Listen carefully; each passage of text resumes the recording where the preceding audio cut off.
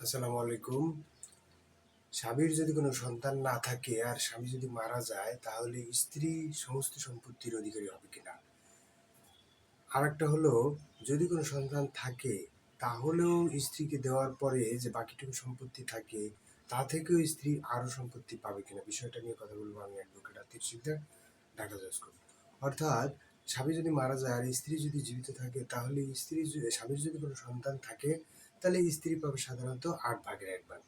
আর যদি স্বামীর যদি কোনো সন্তান না থাকে তাহলে স্ত্রী পাবে 4/1 ভাগ।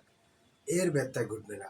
তবে সন্তান নাই, সেক্ষেত্রে স্ত্রী ওই যে বাড়তি সম্পত্তি, সেই সম্পত্তি স্ত্রীর কাছে ফেরত আসবে কিনা? না, স্ত্রীর কাছে ফেরত আসবে না।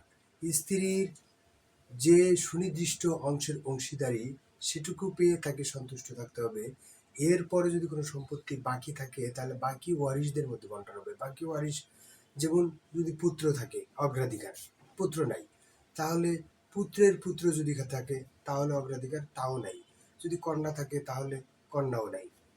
এবারে দেখা গেলো ভাই থাকতে পারে, অথবা ভাইয়ের পুত্র থাকতে পারে, অথবা বইমাত্র ভাই, বইমাত্র বোন এরা থাকতে পারে, অথবা জ্ঞাতি আত্মীয় স্বজনও থাকতে পারে। যদি কোনো আত্মীয় স্বজন খুঁজে পাওয়া যায় তাহলে তার উপরে তার অংশটুকু বর্তাবে।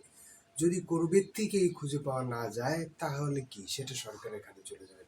অতএব এইটা সুনির্দিষ্টভাবে যতটুকু অংশীদার মালিক এই স্ত্রী, ততটুকু তাকে নিয়ে সন্তুষ্ট থাকতে হবে এবং এইটাই আইনে বলা আছে।